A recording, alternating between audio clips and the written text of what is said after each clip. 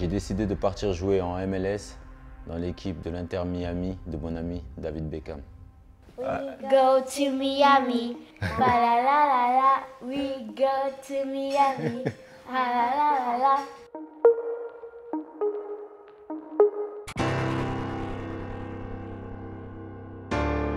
Pour moi, ça a été un choix rapide mais réfléchi parce que voilà, je me sentais aujourd'hui prêt à vivre une telle expérience de vie, et de vie bien sûr sportive et une vie de famille aussi. J'ai eu des appels il y a déjà 6 mois et c'est vrai que pour moi, à ce moment-là, ma tête elle était bien sûr à la Juventus et pour moi il était clair qu'il fallait que j'atteigne mes objectifs de club et aussi de sélection. Après, il s'est passé ce qui s'est passé. Il y a eu bien sûr le Covid qui a, je pense, changé, on va dire, des choses aussi. L'Euro qui a été reporté. Et puis voilà, l'opportunité est venue de nouveau. Et à ce moment-là, pour moi, c'était acquis, quoi, parce que je me sentais vraiment prêt. Et pour vivre une telle expérience, pour moi, elle était juste sublime. Et voilà, j'avais envie de foncer, quoi, tout simplement. Le confinement et la crise sanitaire, elle a eu, je dirais, un impact, mais un impact positif, parce que ça m'a permis de me rapprocher encore un peu plus des miens. Et c'est vrai que ça a joué un rôle important, je pense, dans ma décision. Voilà, je pense que avoir ce rapport que j'ai pu avoir ces derniers temps avec mes enfants, ma femme, pour moi, c'est ce qu'il y a de mieux. Et c'est vrai que quand on est joueur de haut niveau, on n'a pas le temps de voir ce genre de choses. On est toujours à gauche, à droite. Et c'est vrai que là, à ce moment-là, j'ai pu ressentir le bien-être familial. Et je pense que j'arrive à un moment de ma carrière où j'en ai aussi besoin.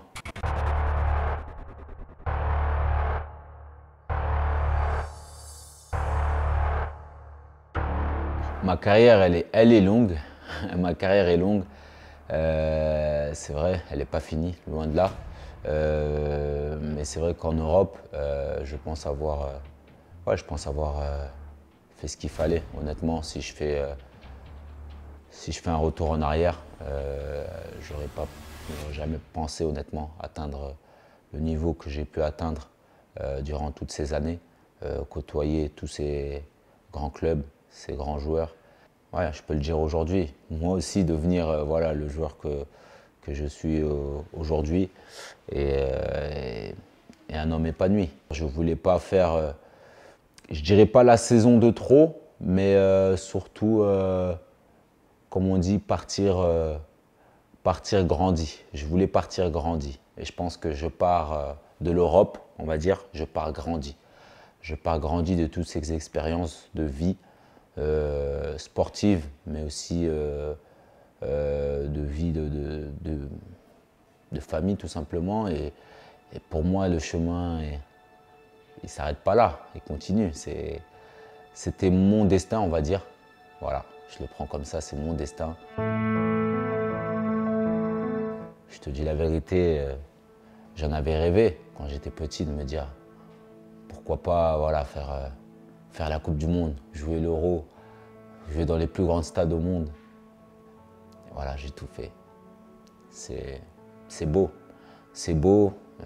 Alors bien sûr, peut-être des gens vont dire non, mais il n'y a pas la Ligue des Champions. Mais voilà, aujourd'hui, quand je regarde ma vitrine à trophées, je peux qu'être fier. Je peux qu'être fier de ce que j'ai accompli. La décision, elle se fait aussi par le fait que depuis 10 ans, maintenant 10 ans, tous les 3 jours, il y a une grosse pression. Quand tu arrives à 33 ans, tu peux penser à autre chose aussi.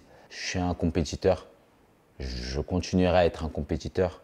Mais c'est sûr que de pouvoir allier les deux, pour moi, c'est cette notion de plaisir qui peut être accompagnée par le travail. J'ai envie qu'elle prenne encore un peu plus le dessus.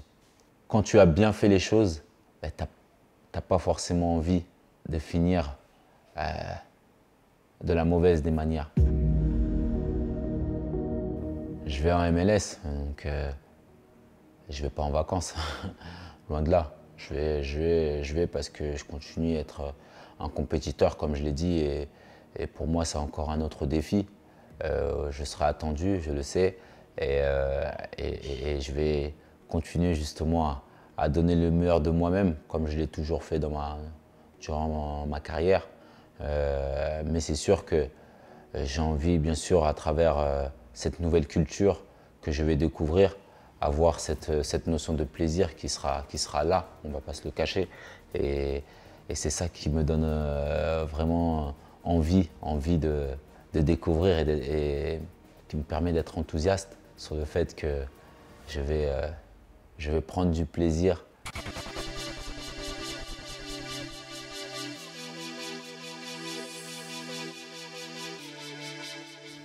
Aujourd'hui, on ne va pas se mentir, cette décision peut avoir un impact sur ma carrière internationale.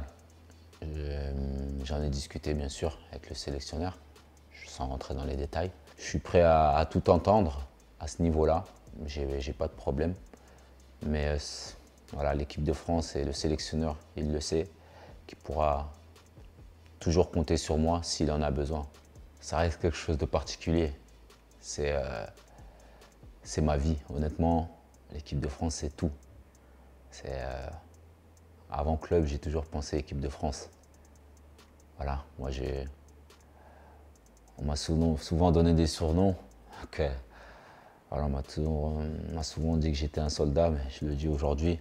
Voilà, j'ai été et je suis, je pense, l'un des soldats de l'équipe de France. Et voilà, aujourd'hui, si on m'appelle pour jouer voilà, arrière gauche, défenseur central, gardien de but, je répondrai présent pour l'équipe de France. Et l'équipe de France peut compter sur moi si elle le souhaite. Voilà, je pourrais jouer à l'infini. C'est ce que je pense vraiment, mais bien sûr que je sais aussi être réaliste. Mais en tout cas, voilà, le sélectionneur, il sait ce que je pense. Et je sais ce qu'il pense aussi. C'est important de savoir ça. Et voilà, donc j'ai la chance qu'on ait une belle relation. On a vécu de très bonnes choses ensemble. On a vécu aussi des moins bonnes et on a su se relever ensemble. C'est pas le moment de se fermer complètement cette porte-là. Après, dans le football comme dans la vie, on ne sait jamais. J'ai toujours eu pour habitude d'en surprendre plus d'un. Donc ça va continuer. L'équipe de France, c'est la seule chose qui m'a donné des maux de tête, oui. C'est tout pour moi, l'équipe de France. C'est vivre des moments comme j'ai pu le vivre durant toutes ces années passées en bleu. C'est magique, et de se dire que c'est possible. Je le prends vraiment comme ça, c'est possible. Que ça soit peut-être les derniers. Donc, bien sûr que tu réfléchis, tu prends ça en considération, mais en même temps, tu te dis pourquoi pas. Pourquoi pas.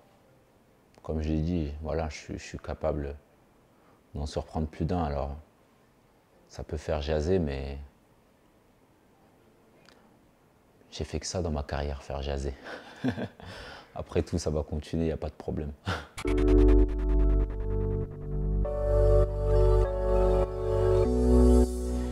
Si je peux donner un conseil aujourd'hui au petit Blaise qui vient d'arriver à Clairefontaine, c'est de travailler, d'écouter, d'être à l'écoute des entraîneurs, de croire en ses rêves, ce que j'ai cru en mes rêves, et de se donner tous les moyens possibles. Il n'y a pas de limite à tes rêves. Moi-même, mes rêves sont allés, la réalité est allée au-delà de mes rêves. Donc, ne pas se fixer de limites, vouloir toujours aller plus haut. C'est ce que j'ai fait tout au long de ma vie et c'est ce que je vais continuer à faire. Lorsque petit à petit, les lumières s'en trouvent à toi, essaye de rester toi-même, je pense. C'est l'essentiel, rester toi-même, ne pas s'éparpiller. Et surtout, moi j'ai toujours eu en tête l'esprit familial. Je pense que c'est le meilleur équilibre que tu peux avoir parce que ces personnes-là ne te tromperont pas. La famille du foot a toujours été correcte avec moi. Elle a toujours été correcte avec moi. Après, bien sûr que des fois, il y a des choses que tu peux ne pas accepter. Il y a eu des choses que je n'ai pas acceptées. Le fait d'avoir toujours eu ce besoin de peut-être montrer plus que d'autres aujourd'hui. Mais ça reste, c'est le football, c'est comme ça, on ne te fait pas de cadeaux. Et je suis content d'avoir fait ces épreuves-là, d'avoir pu vivre ces épreuves-là, pardon, parce que ça m'a fait grandir, parce que ça m'a permis d'atteindre ce niveau-là.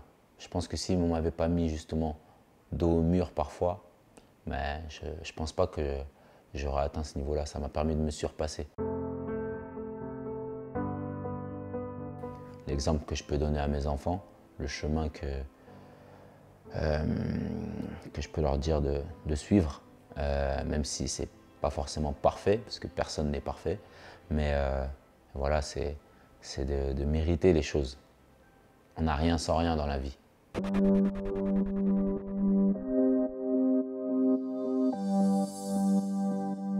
Alors j'ai gagné beaucoup de trophées durant ma carrière.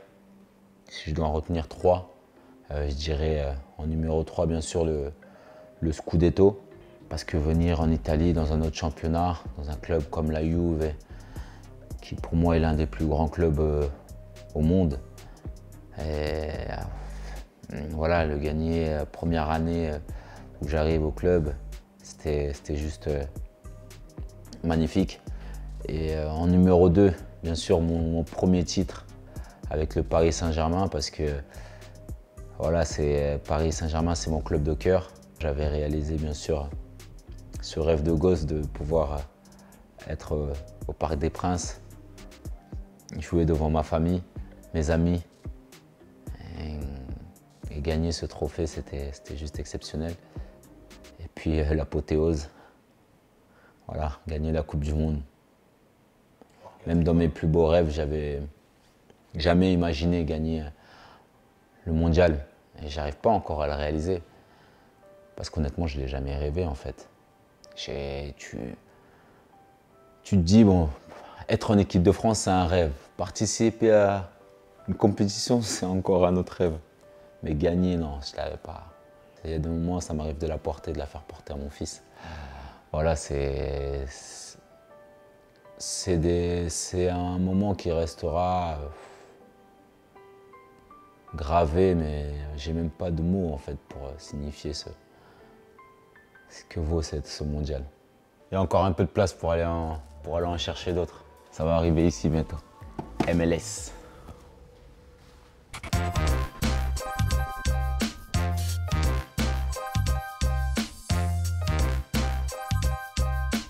Alors si je peux bien sûr raconter une petite histoire au jeune Blaise et à mon petit Eden aussi, mon fils, ça serait bien sûr de lui dire, regarde papa il s'est donné les moyens, il s'est donné les moyens, bien sûr, de faire une belle carrière, mais aussi de côtoyer de grands champions, de très grands champions, qui lui ont permis, à lui, à son tour, de devenir un champion. Je pense bien sûr à Zlatan, en tout premier lieu, parce que c'est lui qui m'a montré vraiment ce que c'était d'être un compétiteur. Je savais ce que c'était de gagner, mais lui il m'a appris à ne pas perdre. Alors parfois, en étant dur, mais ça m'a servi et aujourd'hui je leur serai toujours reconnaissant. Des joueurs comme Thiago Motta, qui m'ont appris la beauté du football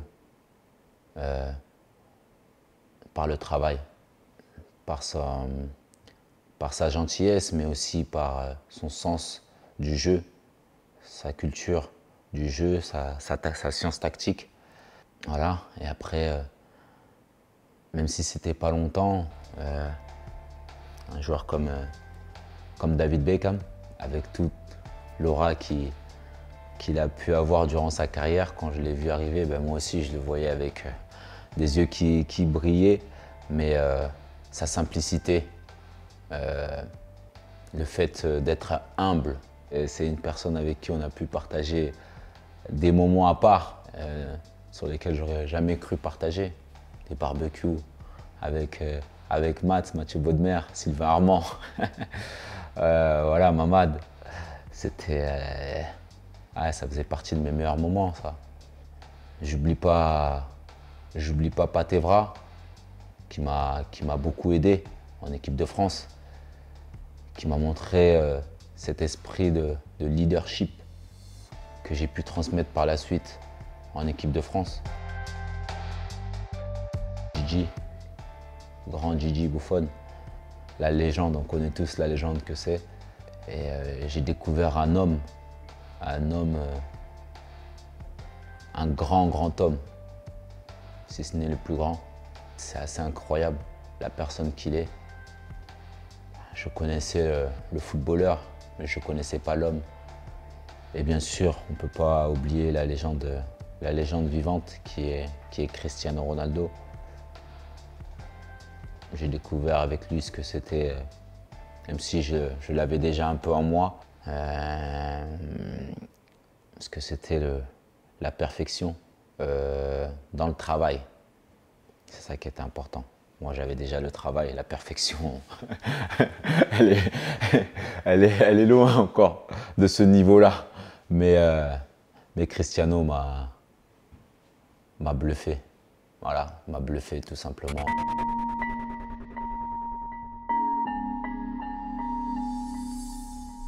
Si je devais avoir un crédit pour jouer un match, je pense que ça serait Real Juve, le 3-3. Parce qu'on était tout proche et pour moi, je pense que si on passe ce tour, on va au bout. Et c'est sûr que je garderai, bien sûr, peut-être ce petit regret de ne pas avoir pu soulever la coupe aux grandes oreilles. Peut-être encore plus que France-Portugal, même si France-Portugal, sur le moment, on a l'impression que la terre s'arrête. Mais je pense qu'avec le recul, ça nous a fait du bien pour la suite.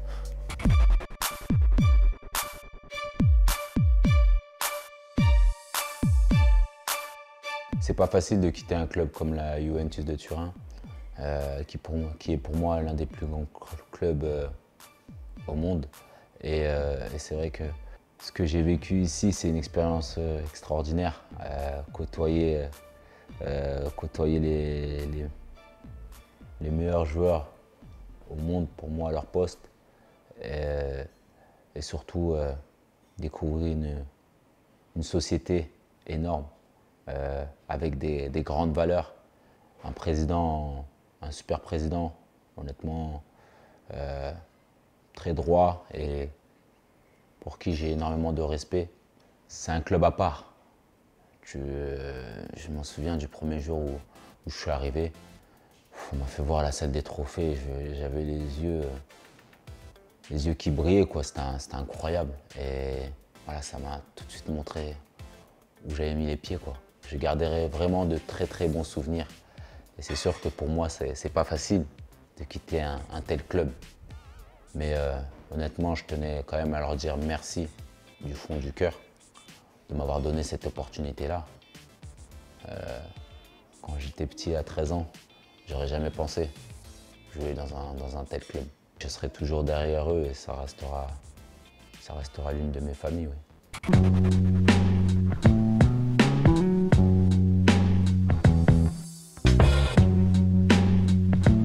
Mathieu Dicharo de Niska, voilà, c'était assez dingue et jamais j'aurais pensé aussi de pouvoir être dans une pub Nike en faisant un geste à mon nom. Donc c'était assez fun, mais ça fait partie de mes beaux souvenirs.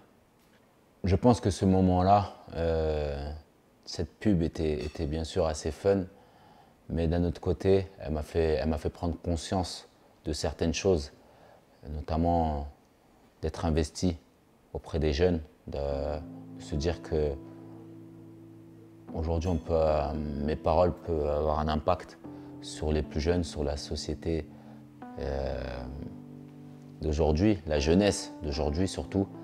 Et ça m'a donné envie justement de continuer dans ce sens-là, à servir d'exemple et aussi parfois à prendre la parole, servir d'ambassadeur entre guillemets. Et ça fait partie aussi de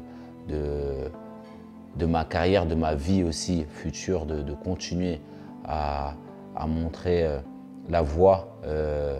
Je pense bien sûr à mon association, les Tremplins.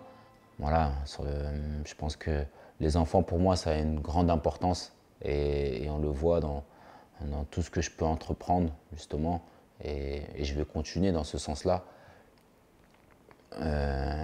Alors, on a parlé aussi du racisme et j'ai envie de continuer à être un activiste et un militant contre le racisme. Et ça, je pense que c'est important. Ça fait partie, bien sûr, de mes projets dans ma carrière, mais aussi de mes projets de vie. Are you listening? Damn.